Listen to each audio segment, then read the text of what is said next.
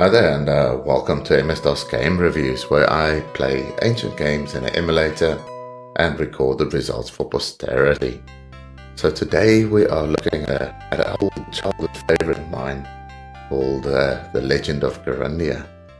So on my abandonware here, you can see a little bit about this game. There's some ads in there. But most importantly, you can actually buy this game on Good Old Games. And it's a quite a pretty game, as you can see from the screenshots here. It's nice hand-drawn VGA. But let's go play the game itself, and then you can actually see what it looks like. So I've got my emulator up here, and yeah, you just start by typing Kyrandia, and it brings you up in the setup there. So you can press enter, and then you can do setup, sound and video. Now the emulator emulates quite a powerful machine for the time, so we'll go for 1. And we'll ignore the warning. Now sound options, of course. There's the Roland MT32. I never got that to work. AdLib, of course, is the older brother of the Sound Blaster, and then you have Sound Blaster and Tandy and PC Speaker and that sort of thing. So we'll go for 3. And then we'll definitely want to use the mouse. And we're happy with this configuration. We press Y, and then we exit the setup.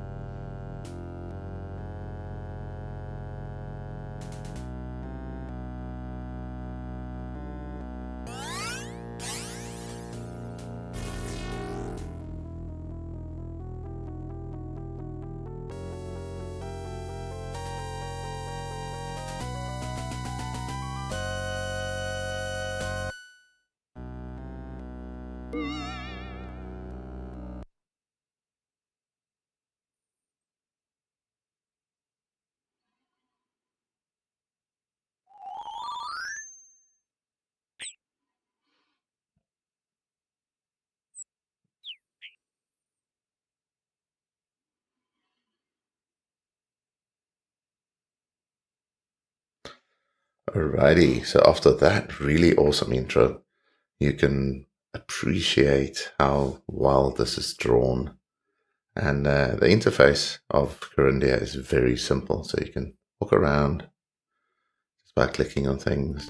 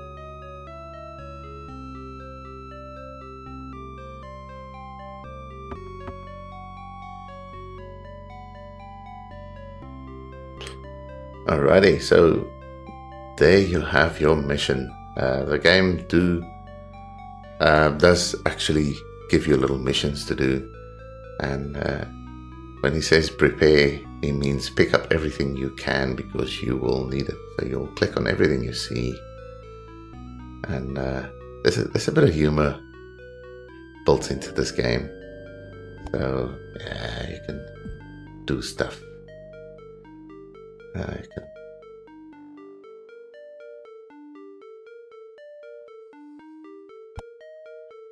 There's a little note.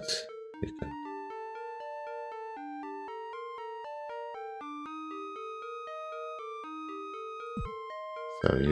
it gives you little clues about what is there. And the Mystic Booklet there.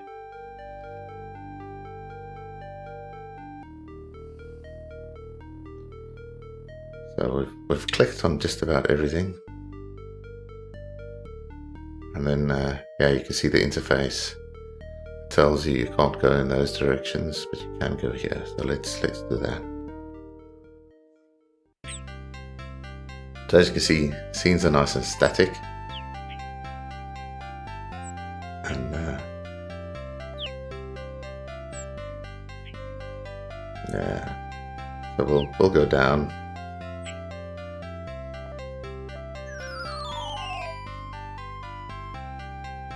And yeah, we'll just wander around. You can't go up and down.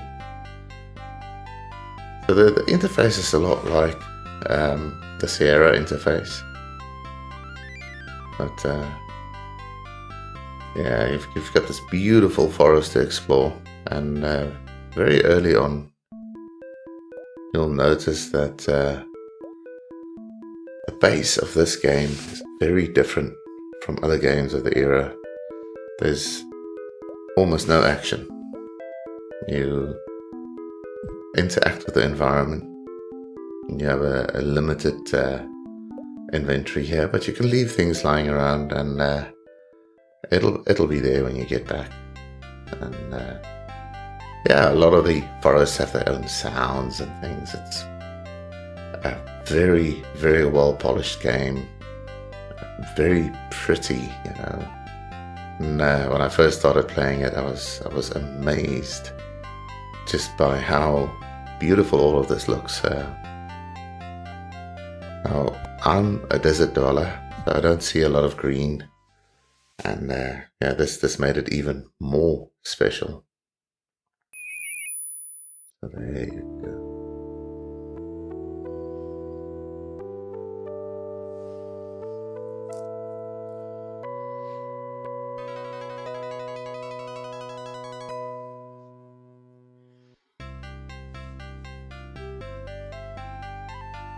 Now, in the beginning of the game, there's a lot of these little cutscenes, and it just guides you around.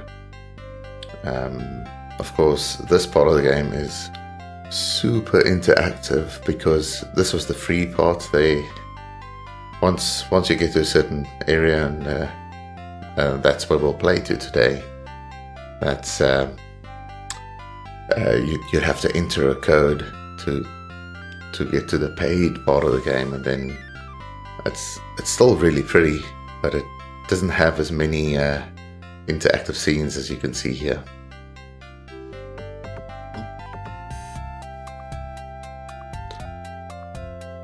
So I really like the humor in the back. That's just built into this game. It's just not overbearing, but it's definitely there.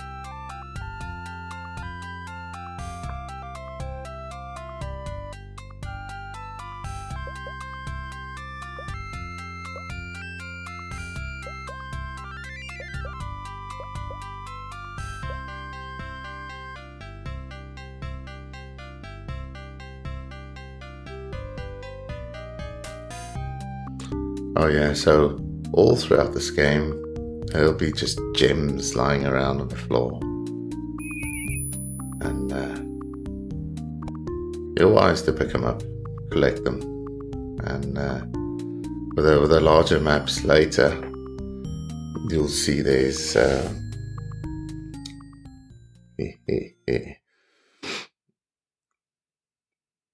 Yeah, on the larger maps later, you'll see this central point where you return often, and that's usually where you leave your gems lying around.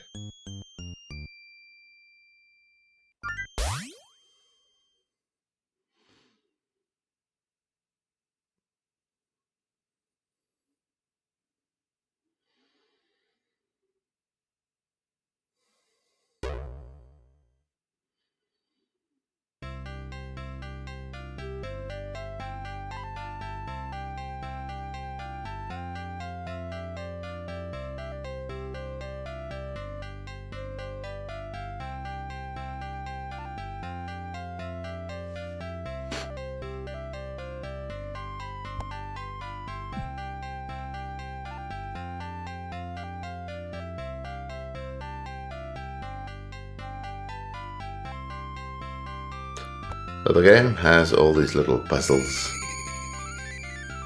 and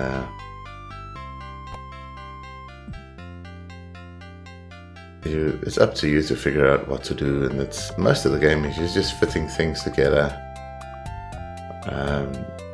There's a save game interface here. You can options, and then you can load and save and quit. But we'll just resume. As I say, the advertising part of the game, the free part of the game, is quite limited.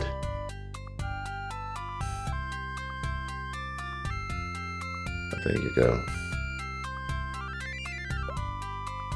We'll go speak to Bryn in the temple.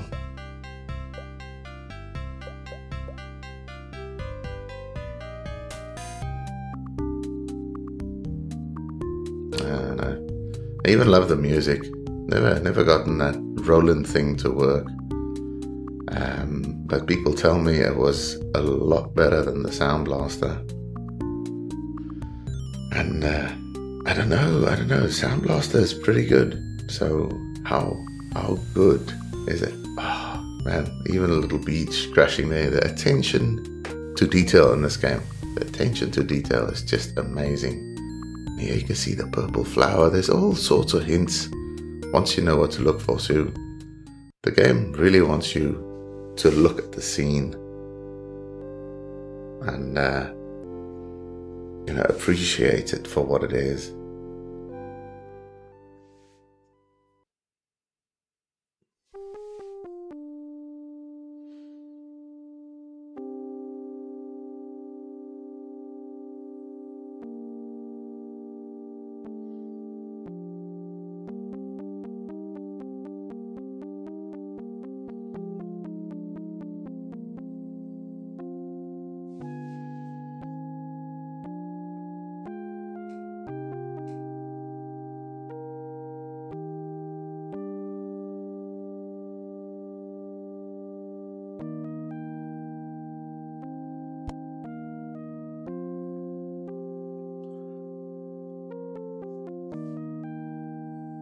So that's what I was saying, the game interface is incredibly elegant. There's no wasted things, there's no typing, look at this and do that, you just look at the scene in front of you and you can click on things. So, now she gives you a little quest again, a little side quest. And there you go. What does this mean?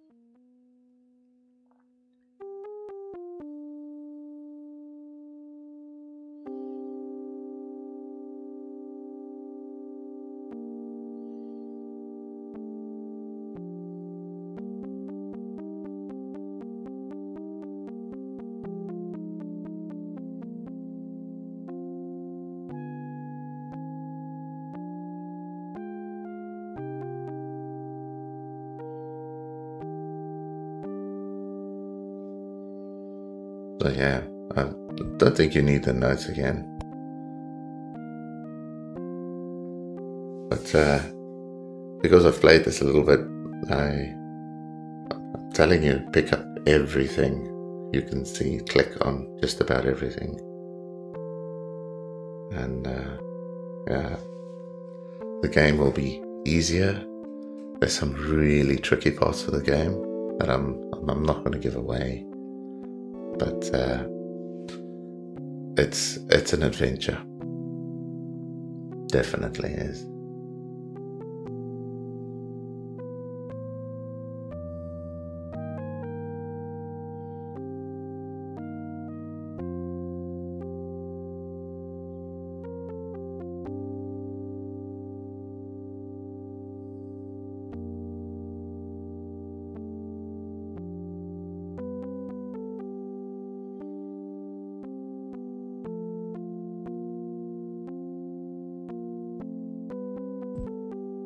Alrighty. So we got our silver rose, and we'll just have to go match up the magic. I don't know what this means, but everything in this thing has meaning. And I just can't say it enough. This game is really pretty to me. It really used the capabilities of the VGA to its full extent. And to think that you can squeeze this into 4 megabytes of space, it's just something else.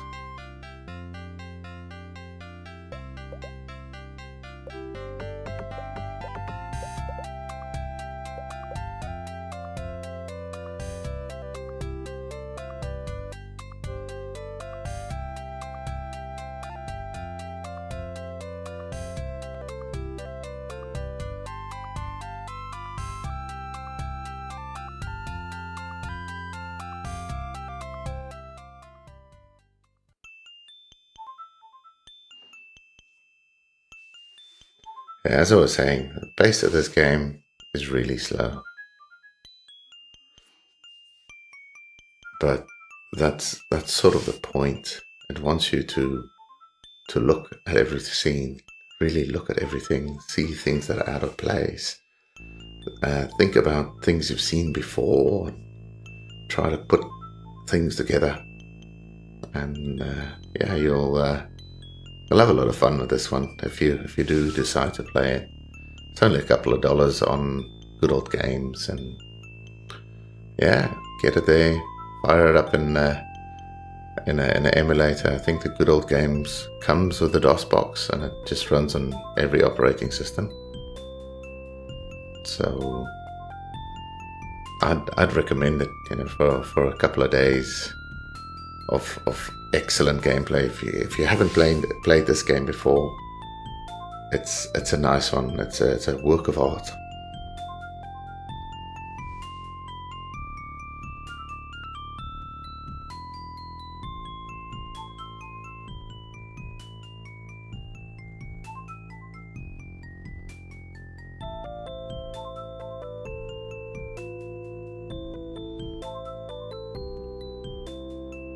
There you go.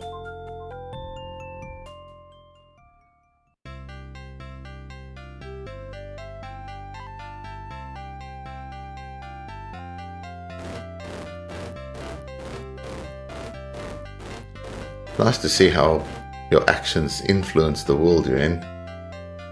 There's some parts of the scenes that change.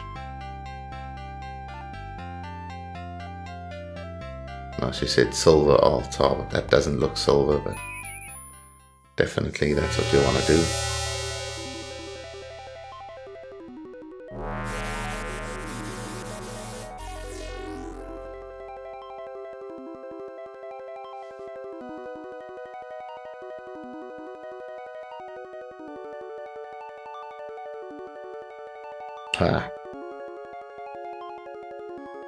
Right, so that's your amulet, and these stones are dark at the moment. As you progress in the game, people give you magical powers, and then these do things like, I think the first one you get is healing, and you can heal things and yourself.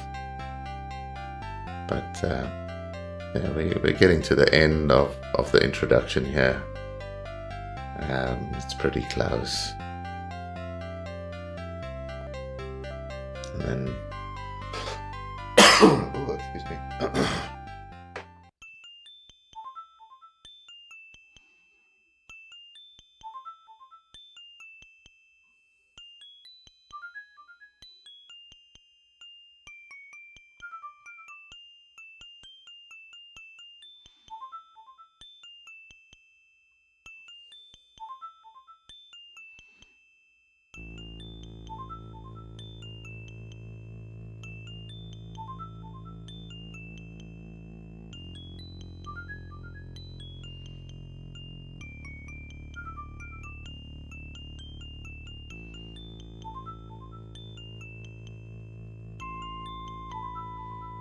Yeah, so spoiler alert, you never see that saw again.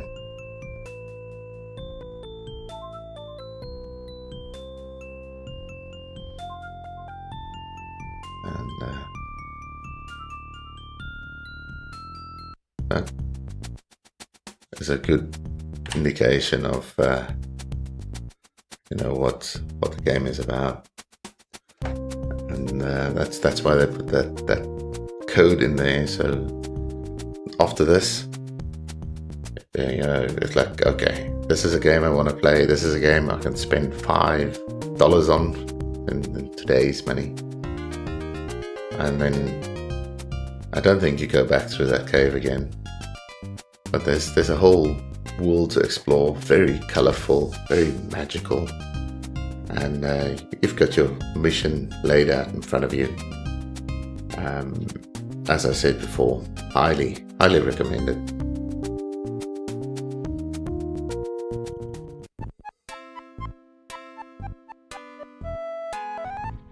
Thanks for making it to the end of the video. Hopefully you've liked it. If you want to subscribe, there's a link over there.